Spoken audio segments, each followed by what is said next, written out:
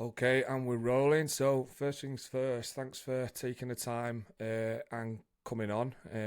Thanks for having me. How are things and how is prep for Worlds? Good. Yeah. Into the swing of it now. Obviously, there's been quick succession of comps back to back all year, so I've kind of got used to only having like short, specific preps for each comp now. I think had it not been that way, I would be freaking out about having 5 weeks to prep for Worlds. Um, Is what is the too big a gap for you? Like 5 weeks plus? Do you not like to have a lot of time to think about it? it's not even so much that as I went into the year thinking I wanted to grab every opportunity that I could. And then I grabbed too many opportunities and left myself with no time in between everything. So, but it's I wouldn't have changed it for anything. It's been great. And the flip side of that is that I've done so many of different events so far this year that it's really just been reacquainting myself with different movements rather than having to drill them for too long a time again. Yeah, so you're pretty much well rounded with Feeling that way, most of yeah, the just because just events. been rolling in from one into another. Good. So normally with every guest so far, wind it right back to how you first found strongman and how you got into hmm strongman. So it was back in 2018, off the back of I had a few rough years, and weirdly, thankfully, it allowed me to reconnect with a really old friend who's one of my best friends in the world. He, in a typical bloke fashion, was just picked me up, shook me off, and went, right, we're going to go to the gym. And I'd never set foot in a gym before. It happened to be the Asylum in Lawrence Kirk, which is owned by Paul Benton. He's a former UK's strongest man. And yeah, it was a strongman powerlifting sort of gym. My friend Stephen Jackson took me in. I'd been training with him in the evenings for about a month before Paul came up to me and went, "You could be good at this. Do you want me to coach you?" And then the rest was quite literally history. He was my first coach, and he coached me right up to my first Scotland Strongest Woman. Um, Wow, so you'd never even been in a gym before no, 2018. no, I hadn't. I've That's always been quite crazy. active, but hadn't actually Yeah, trained before. So that's crazy. Most people have either like done a sport or bro training in a gym at least. yeah. You know what I mean? That's pretty crazy. Uh, so what was your first competition? So my very first competition was Angus Strongest Woman at the warehouse gym in Arbroath. That was August 2018.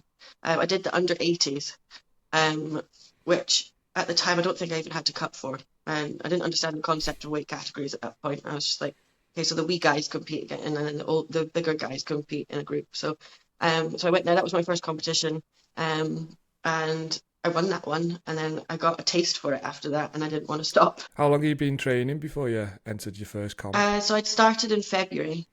I started in the February, and then I think I signed up to that a couple of months in advance. And I had zero expectations, you know. I don't think I even really understood the concept of competing in strongman as a, under 80 kilo woman when my only exposure, like most people, was to the open weights on television at Christmas time, you know.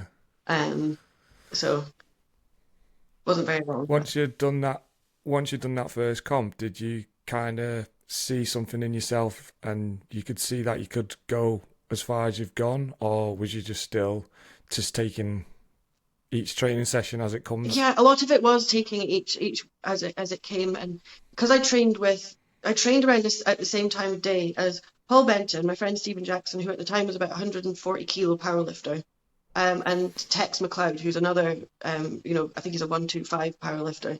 So all these big guys. So I had no frame of reference for how strong or not, or fast or slow I was. Um, so I was just really enjoying the process and enjoying being around the guys and soaking up that energy. Um, and I had I had aspirations that like one day I would love to be able to win Scotland's Strongest Women, but I never thought in a million years that it would go as far as it has and that I would, do the things I've done.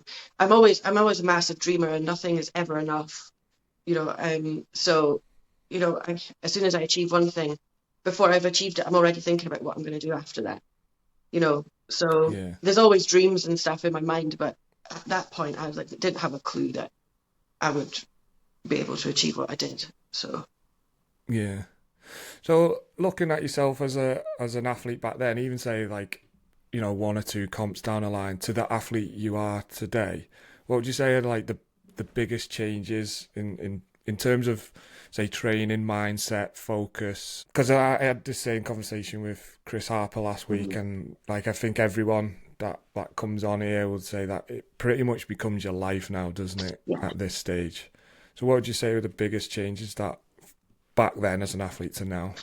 So I honestly think back then I was focused on what I thought a strong man or strong woman athlete was. You had to be aggressive, you had to be intense, And at the time, I guess it was maybe part of the energy that was surrounding me in that gym. I thought, this is what you have to do and so I spent a lot of my time stomping around being angry and thinking that everything had to be aggressive and need to be slapped about and stuff. But now I actually find I do my best if everything's just chilled out. I don't try and force anything anymore. Like maybe things like deadlifts and farmers, I'll, you know, adopt the darker place like that we all like to talk about. But in the vast majority, I just like to focus on what I'm doing. And I think now rather than putting too much pressure on myself, I try to actually enjoy what I'm doing. Because I do better if I'm relaxed and enjoying it. You know, I'm not an awful one for external pressure because the pressure I put myself under is so insanely high that nobody's going to match that amount of trying to push that amount of pressure on me. So, I'd say the biggest change is more that I've just leaned into what works for me rather than trying to manufacture something that's not authentic to myself. Yeah, I was going to ask you about nerves and that, but before that, I just thought of another question. Then, do you think your gym environment is really important? So when you go into a gym and that becomes your home, do you think that's important, or do you think that can maybe affect the type of athlete you become with your surroundings? I do think there's a bit of individual difference in it, but I do think generally as humans we're sponges for what's around us, in our environments.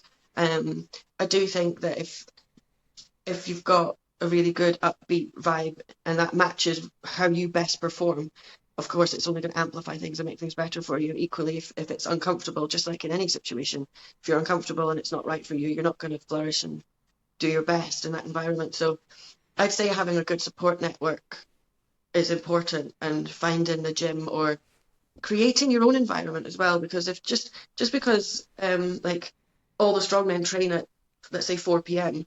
doesn't mean you have to if that energy doesn't match yours. I tend to like training more on my own because I like to focus. When I'm training, all I'm doing is training. The rest of the world doesn't exist, or in my mind shouldn't exist when I'm doing what I'm doing. And I'm fortunate enough that I can train early in the mornings, and usually when I'm in the gym first thing in the mornings, I'm by myself. Um, Event sessions, I don't mind there being other people around and like a good energy and things, because I think it can push you a little bit if you're feeling a bit lackluster, um, or if you're getting close to comp, I think, as well. So yeah, I do think to a degree, like your environment will shape who you are as an athlete, but I think ultimately you're in control of that as well, like what you expose yourself to and what you allow yourself to be influenced by.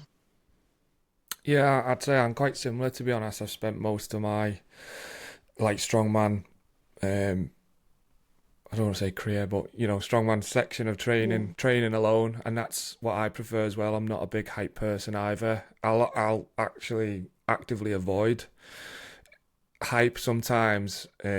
With people in the gym, I know they're hype people, and they see me going for something big, they'll hype me up, and I've found sometimes I do react well to it, but I'll also avoid it. So I'll kind of wait for them to go and do their own thing or go to the toilet, and then I'll do my lift quick before they see me Yeah. doing it. Although I have found I've reacted well to it, so I think it's the pressure for me. Mhm.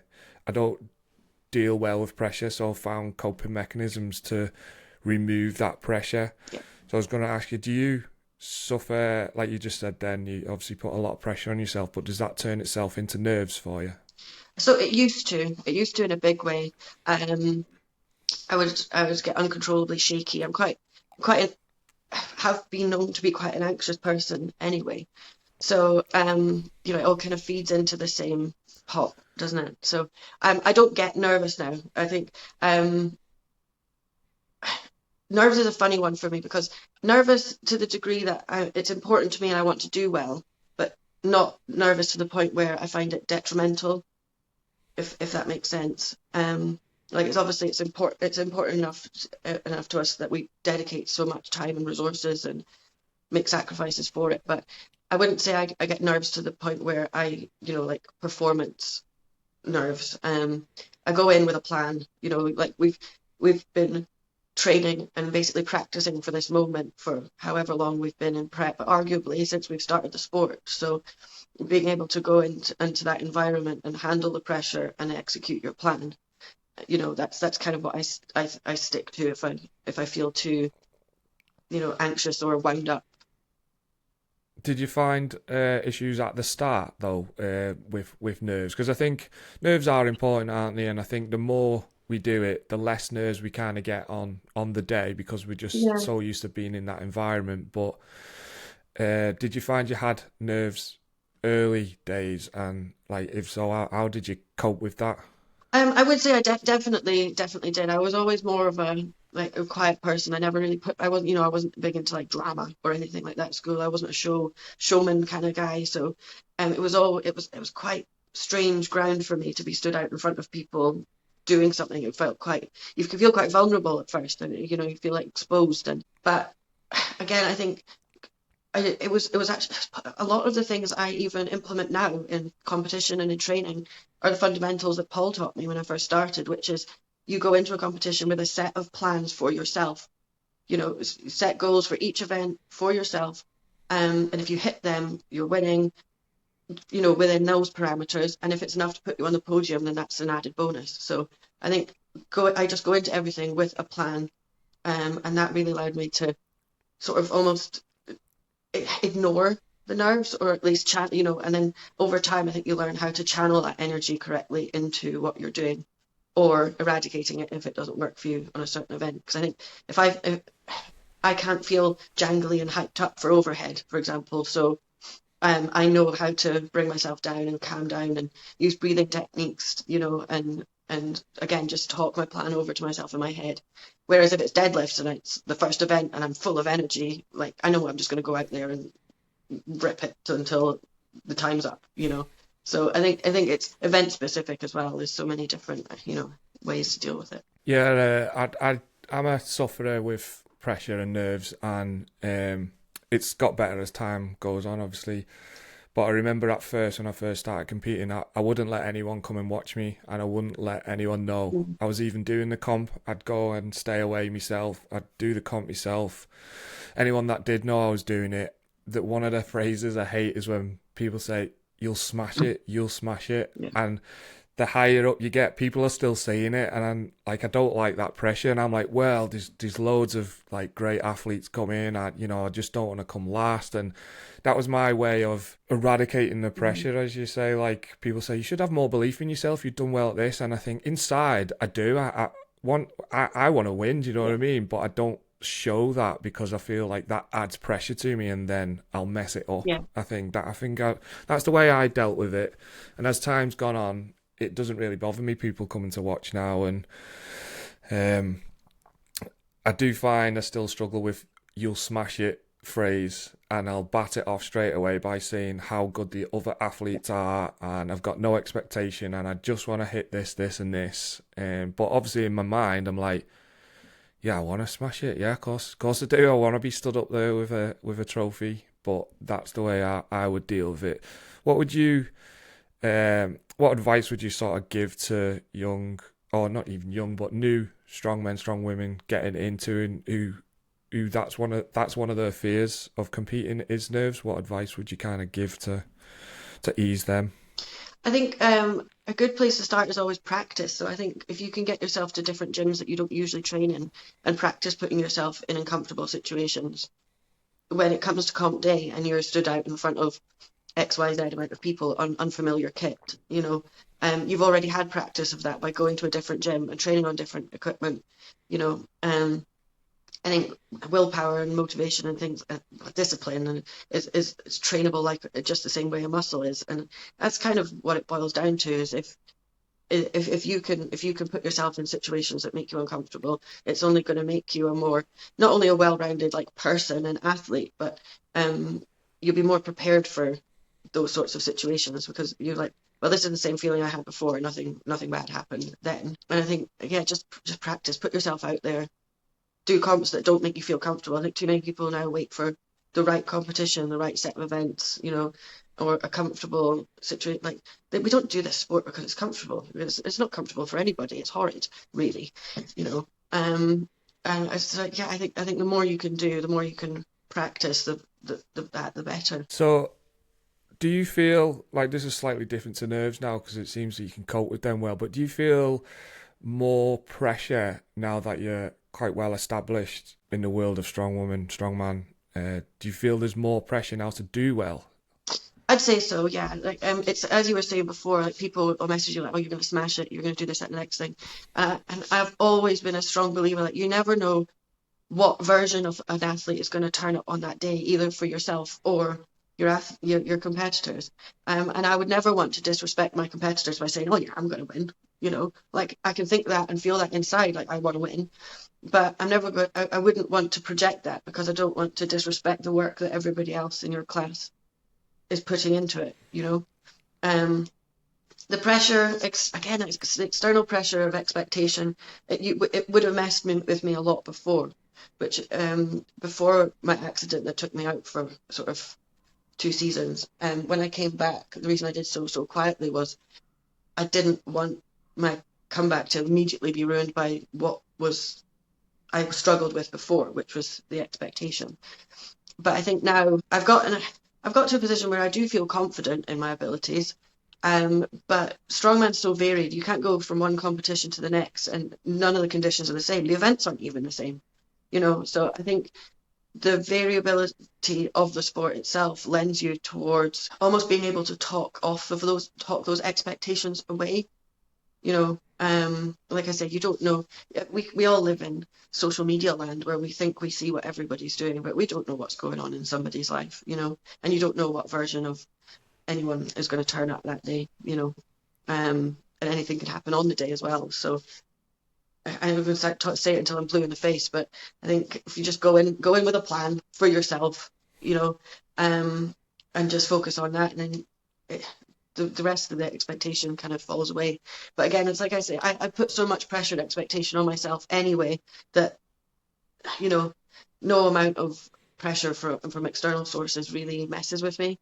And if anything, to be honest with you, I feel quite proud that there are people that can reach out to me and say, you're going to be great at this, go smash it, go have fun. Because it's just another person that, I'm like, I feel I've got the backing of, and it makes me feel more confident going into it, being like, I'm terrible for doing things just for myself. So I'll go into it being like, I'm going to do this for the people who believe in me.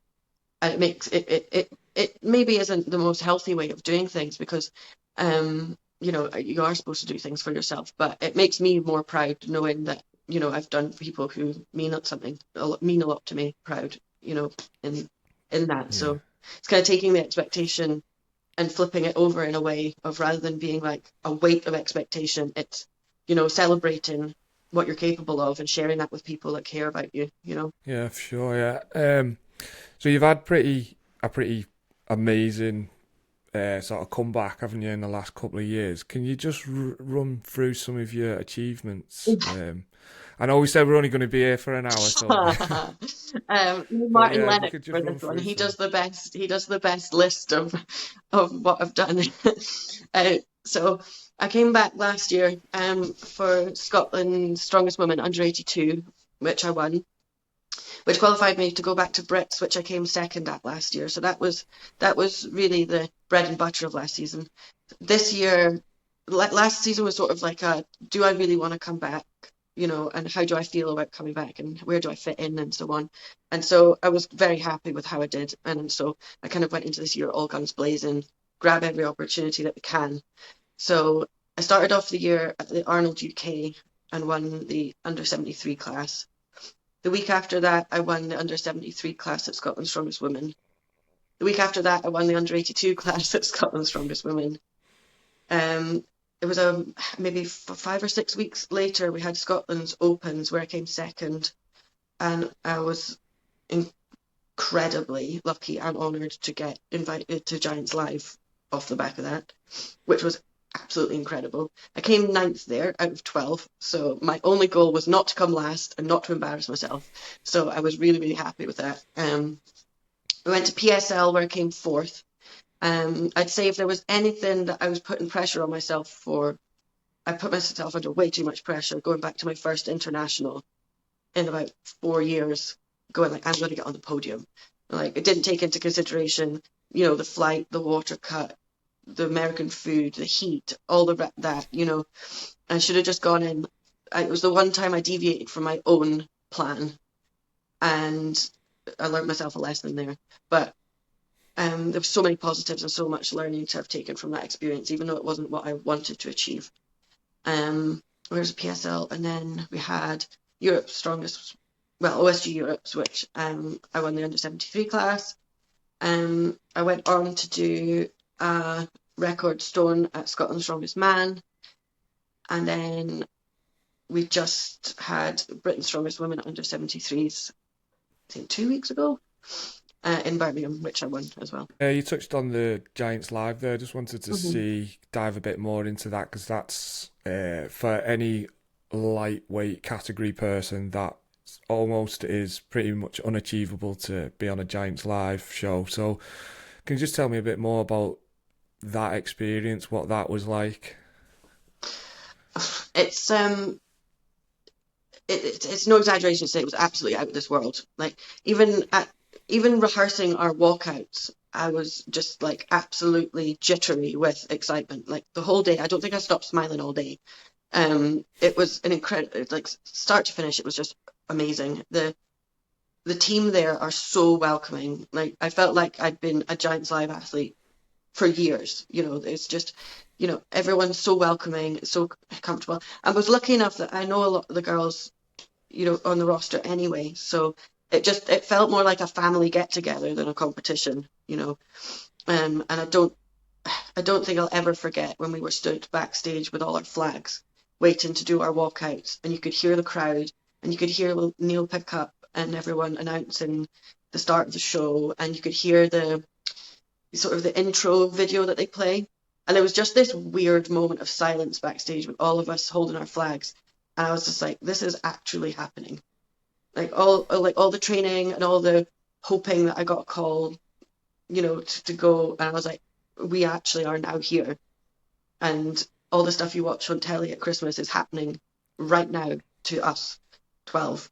And it was amazing. I can't stop thinking about it without smiling. It was absolutely out of this world, and I would be desperate to go back. Yeah, we can, like most of the lightweights, can only imagine what it's like. And I think the closest I've got, and quite a lot of people have got, would be the OSG Worlds and Europe's. That Europe's just gone. I thought that was, obviously we're never going to get to Giants Live atmosphere and stuff like that, but it was, with Neil Pickup sort of on the commentary and Chloe and that, it was felt like I was part of that almost Giants Live sort of atmosphere. It was really good, but obviously nothing on the scale that you would have got a proper Giants Live show. So I'm going to say the sport for women is really growing now, as with all the lightweights, but women, it's definitely shooting up, isn't it? With more and more competitions being available. Have you got sort of some advice that you'd give to women who like the look of it, watch it, and are thinking about getting into it, but are not too sure where to start and what options they have and where to go with it? So it's pretty much the same advice I give anyone who's starting out, which was just to put yourself out there and just grab every opportunity that you can to learn, and different environments. And it's such a welcoming community when you're coming into it. I think back to when I first started, and still now some of my closest friends are people I met when I first started Strong. And even if they don't do it anymore, we've still got that in common. And it's just testament to how how much this sport can be good and can bring good into it. You know, you literally anyone can take up strongman. We've seen that from, you know, the fact that we've got so many weight category divisions. And even now the masters are coming into, you know, the numbers that we're getting into the masters now warrant having lightweight and open categories as well. So there is literally something for everybody in the sport, and the more people that come into it, the more opportunities we're gonna see. Certainly in Scotland, I think the best place to start is with the Scottish Strongwomen League, because they run quarterly competitions for beginners and novices, and that the league format has really formed a great part of a sense of community, because the girls will have socials together, they know each other coming into the competitions, you know, so it kind of takes away a little bit of that nervousness that we were talking about, because I know certainly women maybe experience that nervousness a little bit more in new environments than a man might. I'm not saying that's the case across the board, but you know, generally speaking. And then there's lots of strong women clubs as well. I think you could reach out to so many people on Instagram these days, and they'd be more than happy, you know, to point you in the direction of, you know, your local strongman club or strongman Sundays. There's lots of gyms that will start like open gyms almost, where you can just come in and have a go, and there's coaches around who can help you out. But I think once you get over the fact that when you walk into a strongman gym, there's usually really angry music and then really big guys with beards wandering around. When you realise they're actually teddy bears and they're not as scary as they might look, it's just a really welcoming community. Yeah, I don't really know what I say. I'm a big advocate of just getting stuck into stuff. So I try and put myself in the shoes of somebody who might be nervous of, you know, about something like that. But yeah, I would say just reach out, even if you want to reach out, if anyone who's coming into it wants to reach out to me and I can talk to them. I'm quite lucky now. I'm in a position I know people up and down the country, not just in Scotland, you know, so we're a weirdly friendly bunch. Yeah, I think everyone you speak to says that, don't they? Or someone that you speak to that's new coming into the sport says how obviously you get the minority, but the majority are friendly, welcoming. I remember the same for like going into my first novice competition myself, turning up, and I turned up like dead early, obviously because of nerves, and then gradually watched all these huge fellas turn up who looked like, well, tattoos, beard, like me, but a lot bigger. And I was like, oh, what am I doing? It just kind of crushed me until I spoke to one of them, and it dead nice. And I was like, yeah, you just, how your perception of Yeah. someone is so different to how they are actually. Have you found, as a female athlete, anything particularly challenging in the sport? I don't think I have personally. I think there's a lot of the issues, I think, for from my perspective, come from the tested versus untested pathways. Um, the tested pathways now are absolutely phenomenal and bringing so many people into the sport and giving them a great route. And it's just about enticing some of them to come and show how they're just as strong and capable as girls who choose the untested route. I think a lot of women who come into it are a bit nervous to compete against women who are untested.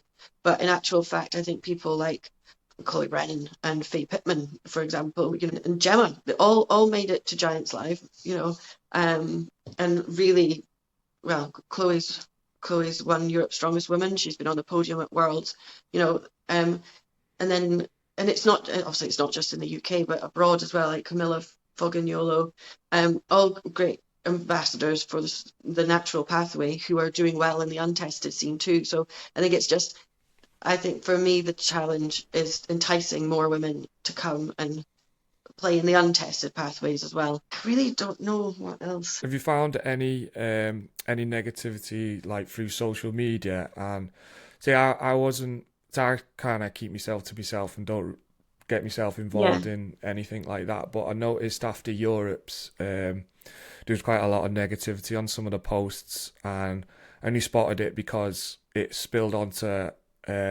mine, Rick, and Chris Harper's podium posts, so they must have turned off the commenting on the women's podium Okay. reels, and whoever it was, the trolls spilled on the commenting On onto the men. our podium reel. Yeah, so that's the only reason I seen it. Right. I didn't get involved in it, and there was a few of the lads, that jumped in and straight away like Oh yeah. defending the women of the sport as we should do. Have you come across any of that I yourself? haven't personally, but then I don't know how much of it is the energy that I put out into the world of no nonsense anyway. So like people dared to come for me any in that respect because I just don't have time for it really. And if I think when people make nasty comments online, it's 100% a reflection on themselves, not on the victim of the comments. And I Yeah, think, as you were saying there about all the guys jumping on the defence of the ladies in question, it's just testament to the community that we've got. Because invariably, it's people who aren't involved in the community who have nasty comments to make, and I don't think any of them in real life would dare challenge anyone in strongman. It's keyboard warriors, isn't it? And as soon as you realize that it's just a cowardly notion, and you can't let nasty comments from some unknown source ruin your day or try to ruin your achievements. I just, again, I see it as a reflection on that person's insecurities, um, and just feel sorry for them. yeah, yeah. We'll move on to something more positive now. So, in your time in the sport, what's the top three athletes that you've had the pleasure of competing with? So I find it hard to narrow it down to three, but I subcategorize them. So I had the most fun competing with Rosie Abercrombie at Europe's. I've been looking forward to competing with her for the longest time because I absolutely love her energy. And she's just no nonsense. She's a great athlete. Um, and we had an absolute blast. She made the whole weekend, you know, just the best fun. And so to go head to head with her on a few events was great fun as well. I was I made no secret to her of my disappointment that she wasn't coming to Brits because I would have loved to have competed with her at the Fit Expo, but I completely respect her, decision making process on behind, sort of not doing any more comps this year so she can work on her off season for next season. Makes complete sense to me. So she was the most fun I've ever had competing with. Um, I don't know if you'll allow me to bundle all the Giants Live girls into one person, Yeah, go on. but Yeah, that it just like I said before, it felt like a family, get together. It was so much fun. Everyone was so supportive. And if I had to pick one moment from that, one athlete in particular from that, it was getting to go head to head with Rebecca Roberts on my deadlifts. It's not every day you yeah, get to go on a Giants Live platform with the world's strongest woman on your favorite event. So yeah. Rebecca trains at the gym that I train at. She's a great character in the gym. Like, so yeah, really encouraging as good. well, Yeah, and yeah, so it was that was one of my top moments as well. Um, and I really enjoyed competing with Nancy Johnson at PSL. I think I love watching other athletes, not just from sort of like not from the perspective of them being your competition, but I think there's always something to learn from everyone that you compete with. Um, and I think watching her in that environment, I learned a lot about my, approach to that level of competition and handling yourself in that environment. So getting to compete alongside the best, literally the best in our weight category in the world. Yeah, that was a great opportunity. I'm hoping that I can get a head to head or two with her at World if I do good enough. so, on the flip side of that, is there anything that annoys you in the sport? A gripe, an ick, if you like, anything? Yeah, Personalities, comps? So for me, it's probably I see. Oftentimes, I think I see strongman as a microcosm of society at large in a big way, and this is something that just annoys me generally. But I think because our community is smaller than it's, although it's growing, it's still smaller than I think we all are ready to accept that it is. And it's the lack of communication, collaboration, and I'd say curiosity that we have as a community. Like when we make up our minds are not being changed. And I don't always feel that we make up our minds based on any kind of real sense of our own like code of morality or anything. We jump on. I'm saying we very loosely, but in the community, I think we can be bad for choosing a side without having all the information and being steadfast and resolute in that. And I say lack of curiosity because I think it's important to ask questions and to get a greater understanding before you make up your mind. And if you do that and your mind is unchanged, then fine, I completely respect that. But I think it's an awful shame that as a community we are not able to communicate with each other better or be more open-minded. I don't know how much of that is to do with the fact that we've got a lot of wounded children that we've all thrown steroids at for, vast periods of time and been left unsupervised.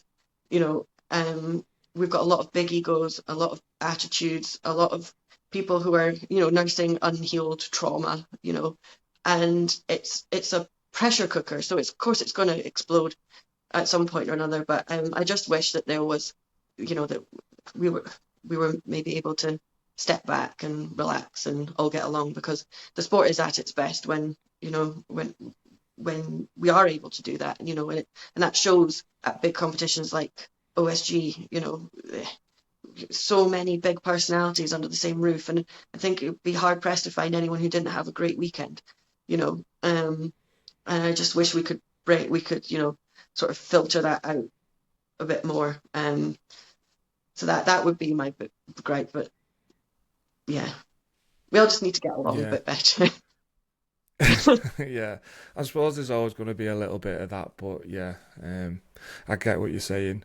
So you've got OSG coming up, Mhm. but before I touch on a bit of that, I just want to see about water cutting for Yeah. yourself. Now, obviously, I'm a water cutter, and I spoke to a few of the other people, Dean and Chris and Rick. I'm just wondering what your protocol was and how big of a cut you end up doing and how you go about it.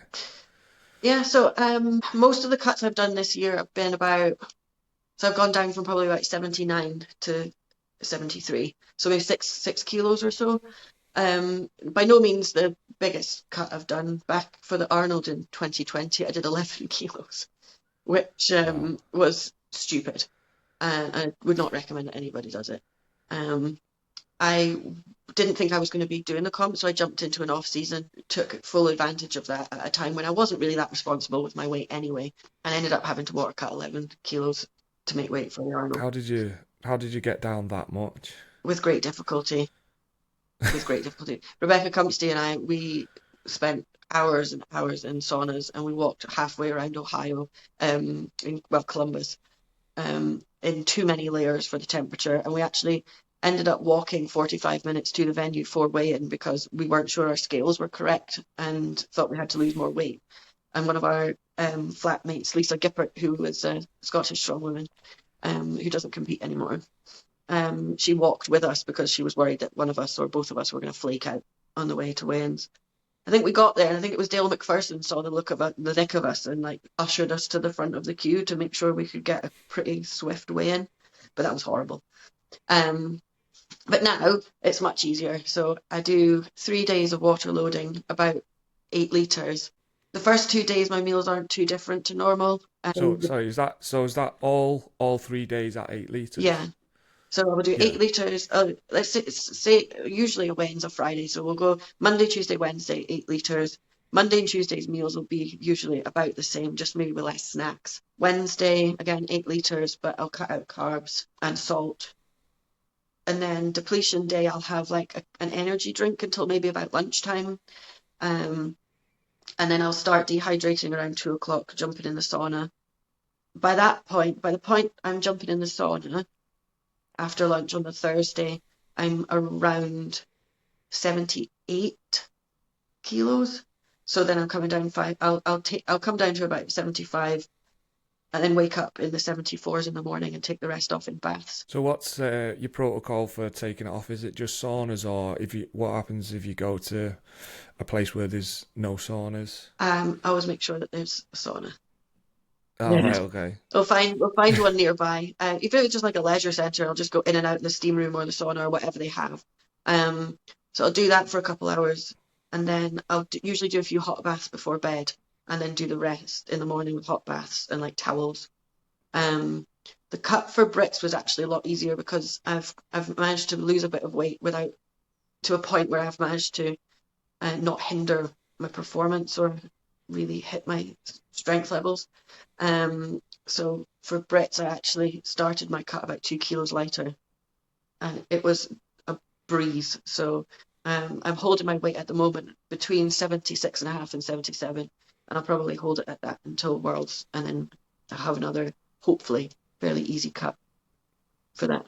Yeah, that's my one of my like goals for the next under 80s is to just come in a little bit lighter first and foremost, because when I speak to other people who do similar cuts, they don't seem to struggle as much as I feel I do. Like it really, really takes it out of me to the point where I literally cannot get in and out of the bath or dry myself or anything like that. And the way I always describe the feeling in the morning once you've got down to that weight is if you've ever gone out drinking till 4 or 5 in the morning, come home, add an hour's kip Yeah. and have to get up for work, and then you walk outside and the world hits you. That's how I feel that you feel on that day Yeah, it's like a until weird you can half start getting hangover, fluids. half not hangover.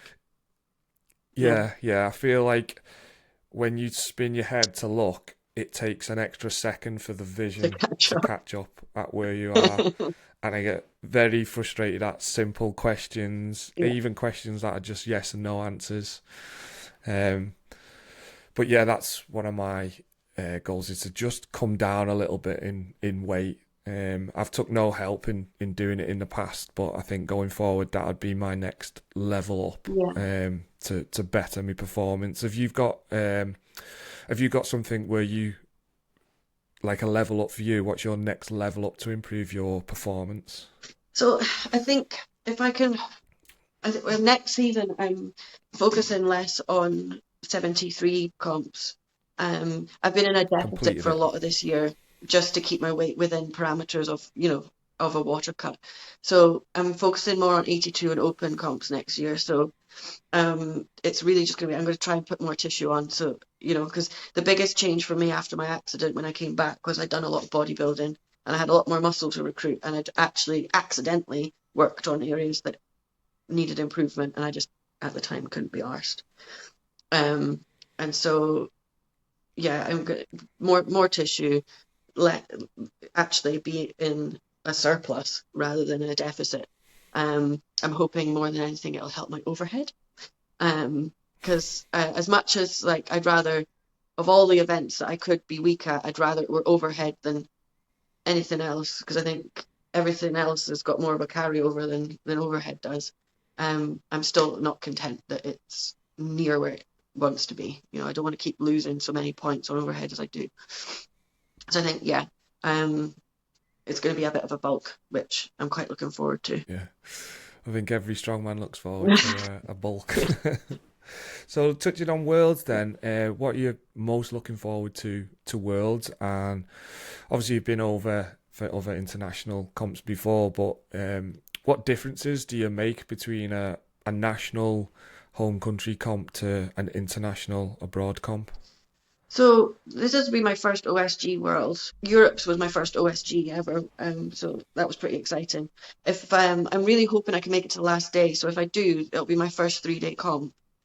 I find the biggest challenge I find with international comps is actually like the food. My body reacts really heavily to, because we we don't have obviously this near the additives and the sodium levels and things that they have, for example, in America. And I discovered when we were out for PSL that my body really like clings on to all that stuff. So and it really slowed me down, made me feel sluggish, and so I think the changes in the food hits me the most. Um, what am I looking forward to? I'm really just looking forward to the experience of it. It's my first OSG. I'm going to enjoy it. I've had a great year, and I'm not going to ruin it by putting unrealistic expectations on myself for the very last comp of the season. The events are awesome. May not Everyone may not agree with me, but I love the events. I'm glad they put the Trump deadlift in because I was furious at the notion of repping 185 kg deadlift at Worlds. The wrecking ball hold at Giants was absolutely class.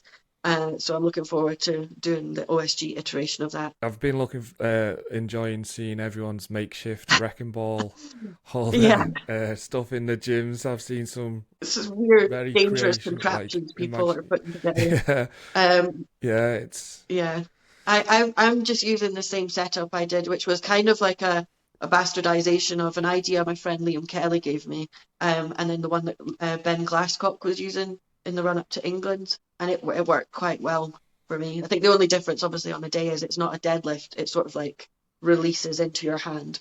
So that'll at least negate the problem I had at Giants, which was um, I pulled I pulled the wrecking ball too fast and it swung and pulled me out of position, which is why I ended up in this weird like Hunchback of Notre Dame situation for a minute and a bit.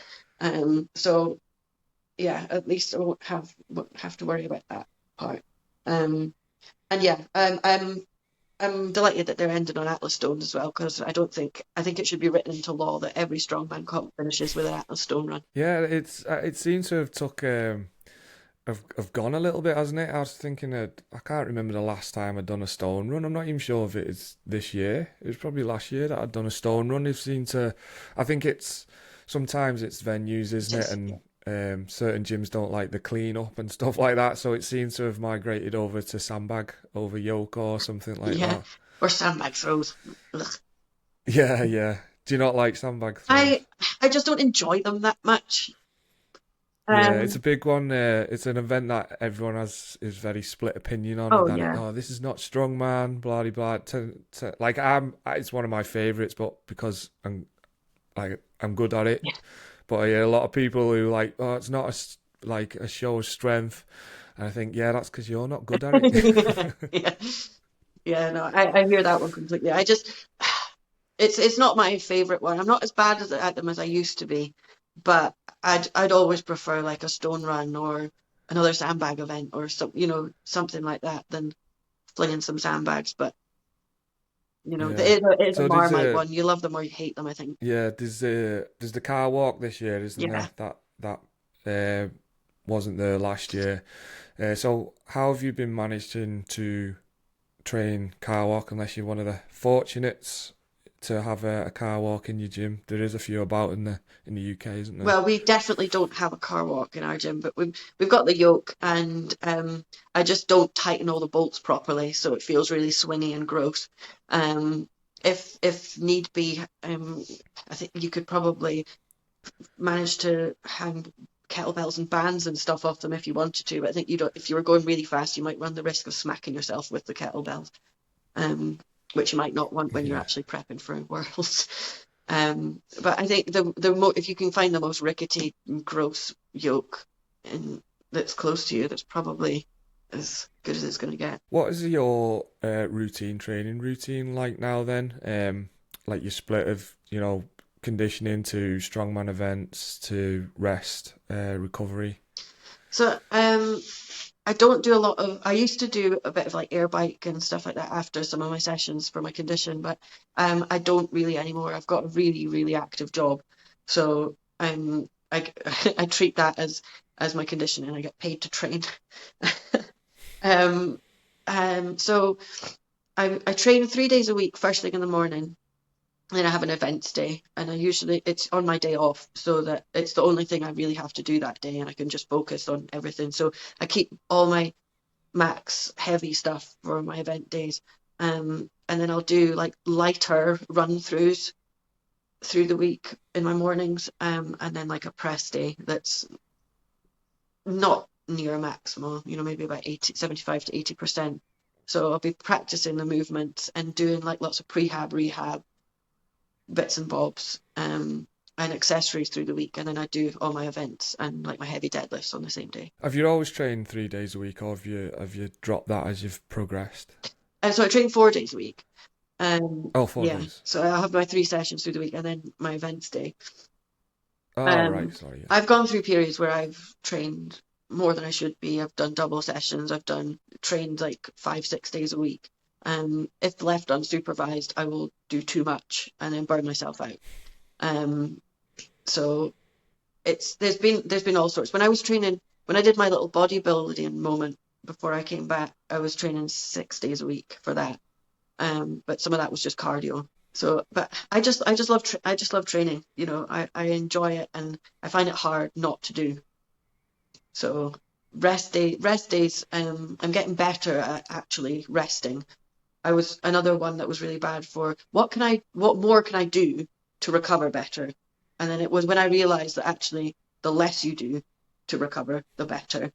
And I still like my cold dips, but that's more a brain thing than a body thing for me. Yeah, same. I also I've been out the game for it for a year or so now, but there's a lot of conflicting information, isn't there, of how beneficial to. But I always said I did it because it was a brain thing. Like I'm doing something that everyone like pulls a face at and goes, "What the hell are you doing Yeah, that for?" And the feeling of accomplishment of getting into somewhere that you don't want to do it. Everyone's looking at you thinking, "Why are you doing it?" But then you do it and you get out, and that feeling of yeah. accomplishment is why I did it. It's like challenging your brain to do things, to be uncomfortable, basically. So, if you'll allow me to lecture you for 2 minutes, there is actually a part Yes, of I your will. brain called the anterior midcingulate cortex, and it was found in people who led more successful and like happy lives. It was found to be bigger than in people who had a harder time. So like we were talking about, it's basically the anterior midcingulate cortex is the center for discipline and tenacity in the brain. And it controls lots of other aspects as well, but that's one of its core jobs. And you can actually work out that part of the brain by doing things that you don't want to do. So as soon as you find if you don't want to get in a cold bath and you're stood there going, every fiber of my being doesn't want to do this, but you go ahead and do it, like you're talking about that feeling of accomplishment, that is actually exercising that part of your brain and long term having a like positive impact on your tenacity and willpower and discipline. You're basically training yourself to be better at doing hard things by doing that or by doing any hard thing. So that's your Yeah, yeah. neurobiology lecture. That's. I mean, no, it's interesting. I like learning about stuff like that. See, I've not looked at sort of research to get an answer for that, but the feeling that I was doing it for seems like it aligns with what Yeah. you're saying. And I know that like cold is like triggers a stress Hmm. response, isn't it? So I also always thought if I can start to manage that cold feeling, because at first when you start doing it, it's obviously quite hard, Yeah. isn't it? But the more you do it, the longer you can stay in it, the more you can just sort of get in it quicker. And I felt like, well, it's the same stress response that my brain doesn't know what. Well, this is what I thought anyway. My brain doesn't know, can't tell the difference between whether this is cold or another stress Yeah. factor. It just triggers the same stress response.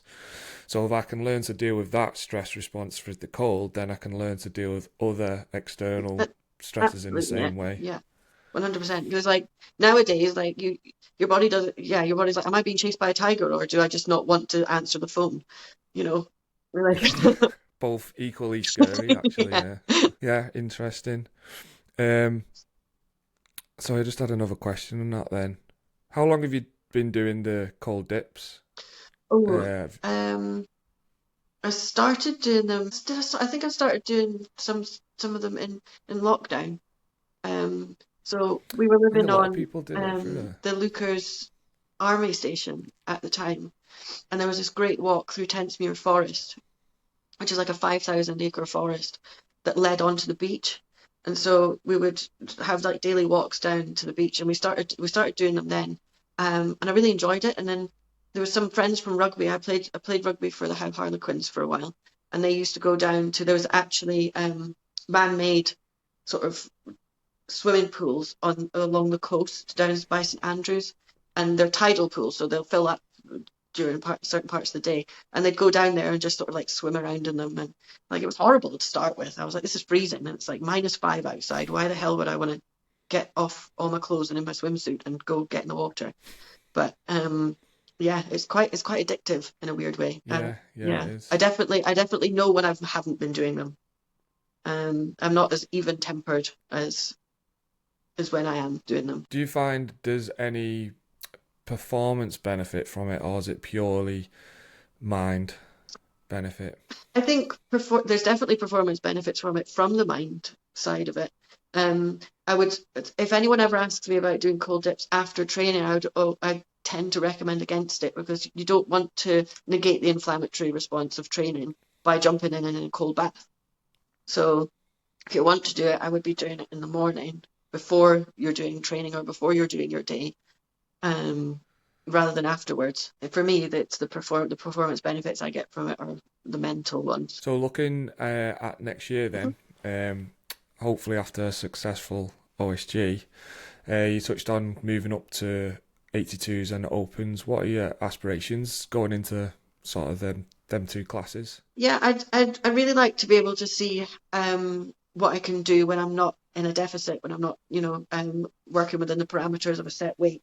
I don't want to, without starting another hour of podcast worth of talking about body image problems, like I've worked really hard to get to a point where I'm not just happy in my body, but I'm like proud of it from the perspective of what I can do and how I feel day to day. So I don't want to lose that. So I think I'd always make sure I was comfortable in myself, because I this is a body I have to live in day to day when I'm not doing strongman. So going up to 82 has given me an opportunity to sort of not have to necessarily hinder my performance or progress by staying within water cut of 73s. I'd like to. I've got a few. I've been invited to the Scottish Strength Cup and the Irish Strength Cup, which I'm excited to do because it looked brilliant last year. But I think we were in Baltimore for PSL when the Irish Strength Cup was on. Um, I'm obviously got Scotland's Strongest Women mid-March. I'm not going to do the weight categories this year, because I'd like to focus on that a little bit more, and see how much more I can push myself. There's some great events, including like a max log, so that'll force me to work on my overhead a little bit. Um, and then I think I'd like to do Europe's at 82 next year. And just it's just all for me. It's always I just always want to try and push myself. That's why I got into it, to see what I was capable of. And I don't think I'm anywhere near finished seeing what I'm capable of. So, um, yeah. And like I said before, I haven't even achieved one thing before I'm thinking about what I want to do next. So I'd like to do that. And I think um, I'd like to really, well, I've started working in a suit with my deadlift now, so next year I'd really like to see what I can push out of a deadlift suit, for a big single on a deadlift as well. Jumped ahead of myself then with before I asked another question. You obviously just competed at Britain's Strongest Woman on the new pathway. What was your thoughts of the new promoters? I know there was a bit of a shaky start, and I think a lot of people seen the story of no one's here to weigh us in. But then I have heard quite positive stuff from all the athletes once it Yeah. was all completed and that. Obviously, like as if a room full of women being held up isn't bad enough to like take their water and their food away from them for the last 36 hours, and you're sure not going to have a fun time. But no, we all got weighed in eventually, and we all had our juice, and we all became normal humans again. Well, fairly normal.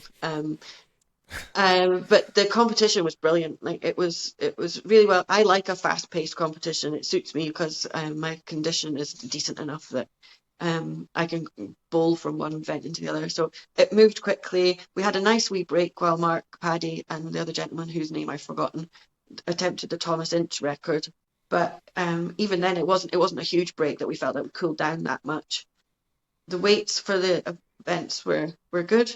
It was, it was enough of a test without without you having entire heats of people like zeroing events and things. So I really enjoyed it. I watched some of the live stream back, and the commentary team were great. So all in all, I liked it a lot. So I'll be excited to see where it goes next year, because I know certainly in Scotland we've got some great athletes coming through in the men and the women's side, as well as the ones that we've had around for a while. So I'll be excited to see them progress through that pathway next year too. Yeah, yeah, yeah. It looked really good.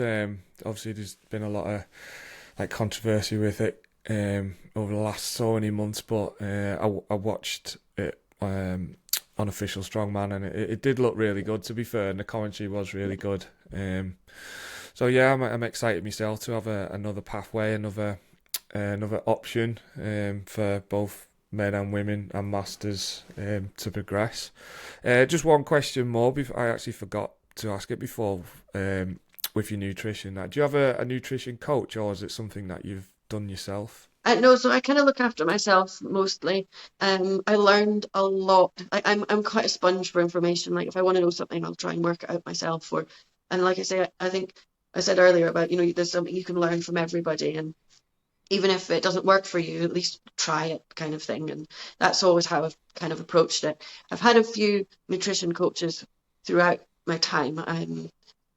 The main two was a bodybuilder called Simon Drake. When I was 82, before my accident, my first time round, shall we say. But most of the protocols I follow now are actually off the back of my friend Jo Kelly, who she coached me in my little bodybuilding phase. She's an IFBB physique pro, so she knows her stuff. She's got phenomenal physique, and she's very sensible. She's health oriented rather than, results now oriented, which a lot of the bodybuilding scene are. So she taught me a lot, and sort of gave me the tools that I can look after myself. And I think I've gotten to know myself pretty well in the sort of it's almost 7 years I've been at this now, so I know what my body responds to and what it doesn't. So I think sometimes what I need is accountability, because I take on, like I was saying to you earlier, if left unsupervised, I'll generally do too much. And that goes as well for overthinking my nutrition. But with my activity levels at work, I literally I can't eat enough at the moment. I start work at 7, and I think we muck out about 10 stables, exercise 4 or 5 horses, and then do it all again in the afternoon. So between all that, I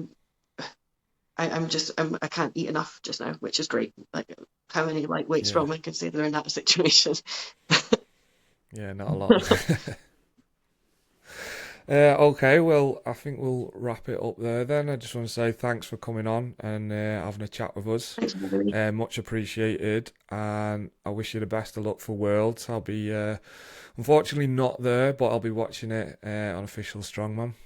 Yeah, I'm really looking forward to it. It'll be great, and I've really enjoyed our chat. So thank you very much for asking me. No problem. If you just hold on when I Yeah. stop this, and okay, thanks a lot. I'll see you soon.